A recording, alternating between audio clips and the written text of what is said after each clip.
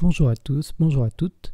On m'a rappelé récemment l'existence d'un projet que j'ai pu mener en première année de prépa sur quelque chose qui m'a toujours interpellé, les automates cellulaires. Le principe est simple. On dispose d'une grille de cellules, chacune dans un certain état comme vivant ou mort à un instant t. À l'instant t+1, l'état de notre cellule change en fonction des autres cellules à son voisinage.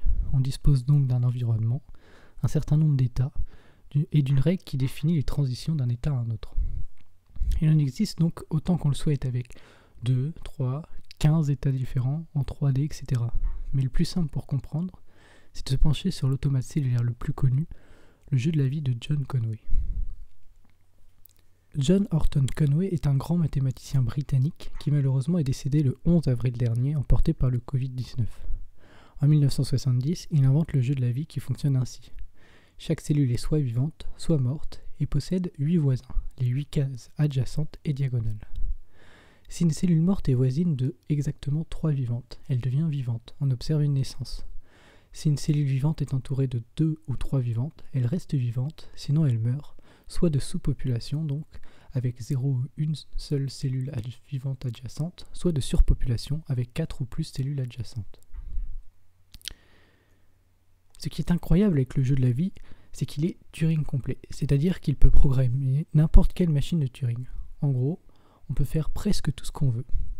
Des canons, des trucs qui bougent, et des mecs vraiment, mais vraiment, des terres, on fait des trucs vraiment stylés, encore vraiment. Genre, une horloge, oui, une horloge, ou bien un ordinateur. On a même découvert des configurations qui permettaient de répliquer le jeu de la vie, c'est-à-dire qu'on peut simuler le jeu de la vie avec le jeu de la vie, qui lui-même est simulé par le jeu de la vie, etc., etc. Il y a plein de vidéos sur YouTube si ça vous intéresse, avec musique épique et tout le tintouin. Aujourd'hui, des algorithmes extrêmement optimisés permettent de simuler des millions d'itérations sur des millions de cases en très peu de temps. J'ai tenté de mon côté de coder ce jeu de manière naïve sur un Tor. La complexité est très élevée, et on doit donc se limiter à des petites tailles de grille pour ne pas faire exploser son ordinateur, mais cela suffit amplement pour simuler des figures basiques comme le canon, le vaisseau ou bien le clown. Je mettrai en description mon code si vous avez le courage de fouiller dedans, ainsi que le lien pour le logiciel Goli permettant de simuler le jeu de la vie d'une bien meilleure manière. Ça m'a permis quand même de me poser la question de comment créer d'autres automates avec d'autres règles. Voici comment j'ai procédé. Pour chaque cellule, je vais regarder en fin de compte son état et celui des 8 cases autour. J'obtiens une certaine configuration qu'il va falloir que je numérote. Je compte alors en binaire et je pense que ça va être plus simple si je vous montre ça sur un exemple. Ici par exemple, la case qui va être la numéro 0, ça va être celle qui va être tout en haut à gauche. Je vois qu'elle est dans l'état vivant. Donc je vais rajouter 2 puissance 0. Donc 1. La case à sa droite est aussi dans l'état vivant.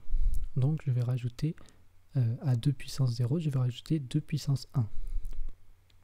La case encore à sa droite est morte, donc je ne vais rien ajouter. La case en dessous est morte, etc., etc. La case tout en bas, qui est la case finalement, si on compte 0, 1, 2, 3, 4, 5, la cinquième case est vivante. Donc je vais rajouter 2 puissance 5, la sixième case est morte, la septième case est vivante, donc je vais rajouter 2 puissance 7, et la huitième case, qui est la cellule elle-même en noir, on va considérer qu'elle est vivante aussi, donc je vais rajouter 2 puissance 8. Donc ça veut dire que j'obtiens à la fin le numéro de cette configuration. Maintenant que je connais toutes les situations possibles, soit 2 puissance 9 dans le cas des deux états, vivant et mort, à chacune de ces situations, j'attribue un état qui va être l'état suivant de la cellule du milieu. Et boum, j'ai obtenu donc une nouvelle règle que je peux même générer aléatoirement. En fin de compte, je peux même les dénombrer. Rien que si on se limite à deux états, vivant et mort, et si on considère les 9 cases, on obtient 2 puissance 2 puissance 9 règles possibles. C'est beaucoup. Bonne chance si vous voulez vraiment tous les tester.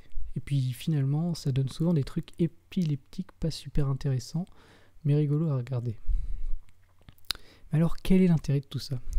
En fait, avec des règles bien plus précises et des modèles plus élaborés, on peut reproduire des phénomènes naturels, effectuer des prévisions, comme si l'on disposait d'un mini-monde entre les mains.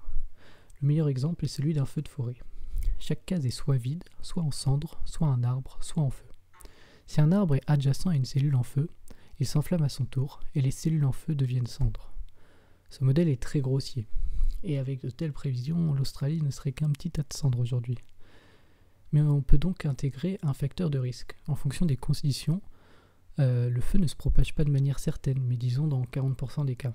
On obtient alors déjà quelque chose de bien plus réaliste.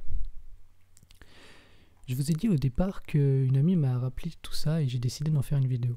En fin de compte, le 29 avril, TTSO, une newsletter, posait la question suivante. Sachant qu'un homme pense au sexe tous les 28 minutes, soit 34,2 fois par jour, et une femme toutes les 51 minutes, au bout de combien de temps les deux membres d'un couple hétérosexuel confiné ont-ils des pensées libidinales synchrones? Si on prend le truc bêtement, 28 et 51 étant premiers entre eux, le PPCM sera donc simplement 51 fois 28, c'est-à-dire 1428 minutes ou encore 24 heures. Oui, ils ont intérêt à s'accrocher. Mais j'ai décidé de pousser un peu le vice beaucoup plus loin, c'est le cas de le dire, en créant un automate cellulaire un peu dans la même idée que précédemment pour simuler la situation.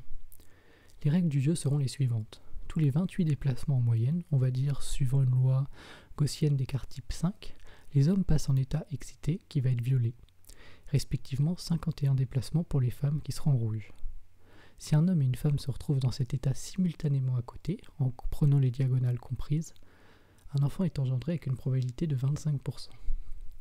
Et pour réguler la population, je vais mettre à chaque déplacement 0,2% de chance de mourir subitement pour éviter que je me retrouve avec la grille remplie. Je m'excuse bien sûr par avance pour les choix des couleurs. En fin de compte, si on obtient quelque chose d'amusant, on s'aperçoit surtout que suivant ces règles, l'humanité n'a pas de grande chance de survie, et que je devrais peut-être laisser donc à d'autres le rôle d'effectuer de meilleures simulations. Merci d'avoir regardé cette petite vidéo, et puis à dans 3 mois peut-être si j'ai le courage d'en refaire une autre.